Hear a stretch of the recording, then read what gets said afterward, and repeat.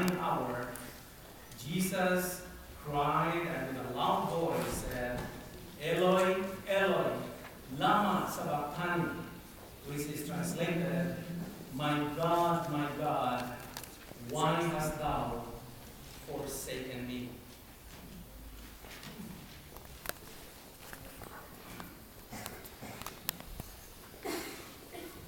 I always count it a great privilege to be one of the speakers for many years already being here. I told you last year that I have already finished from 1 to 7. I'm backtracking now. I'm back to the fourth word and I'm going back up.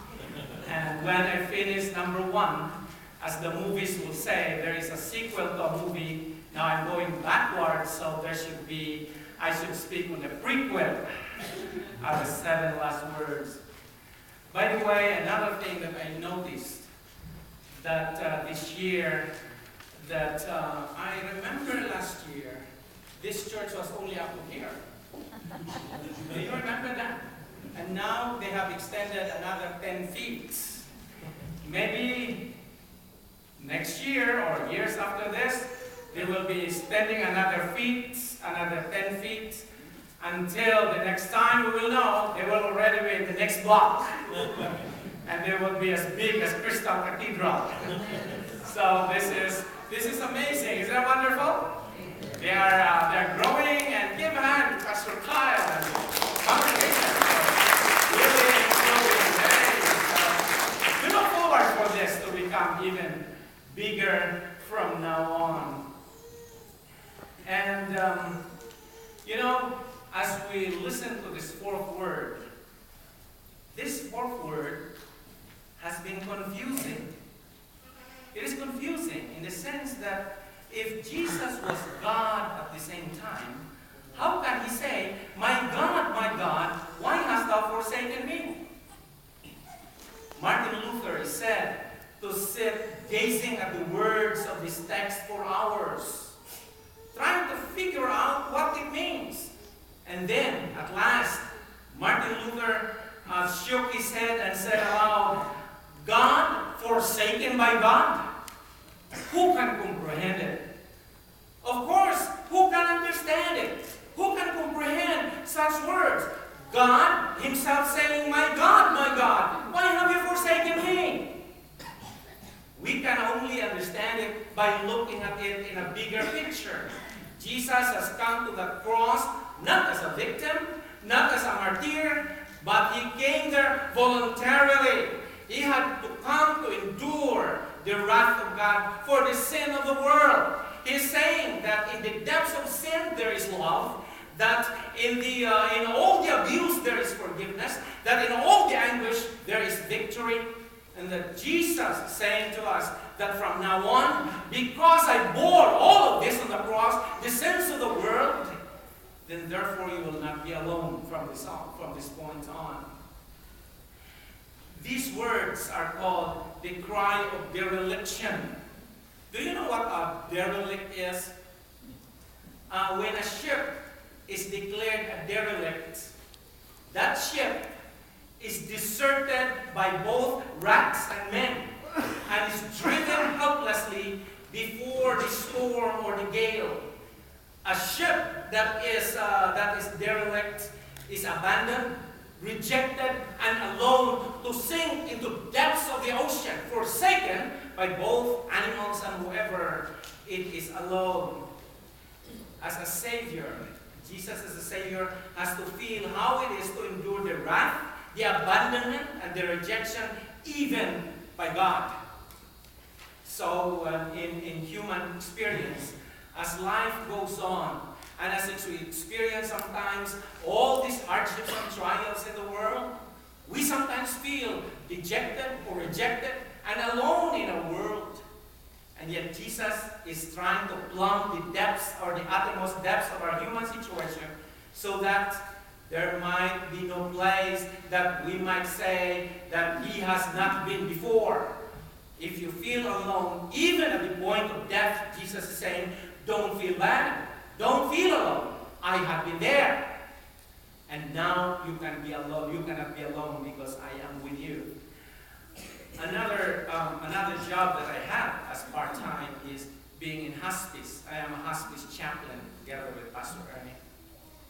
And one of the biggest fears of those who are our patients is that when they die, that there are no other people there. That they die alone. If you are homeless and you are there by the skid row, and then the time comes when you will die and you are there alone, it is one of the most sad situations in life, dying alone. I had a member who said, Pastor, I am afraid to die. But more so, not only am I afraid to die, but I am very much afraid that my family will not be here when the Lord will take me back. And I told him, don't be afraid, my brother. Jesus has promised that even at the point of death, he said, I will never leave you nor forsake you. You will not be alone. You will go to the other side, and the other side will see the face that is beautiful, face of beauty, face of peace, and face of love. And we will say, welcome, you are not alone. You will be with a comfort.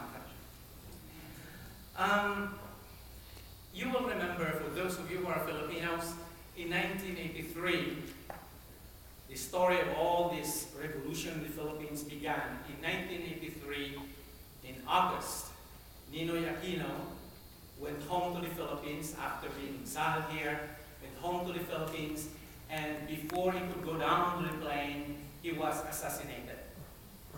During the day when he was to be buried, people there, millions of people were there. And then their cry is, in Filipino, Ninoy, hindi ka nag-iisa. Do you remember that?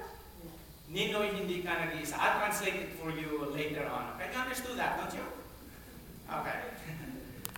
Ninoy, hindi ka nag-iisa. Which means, Ninoy, you are not alone.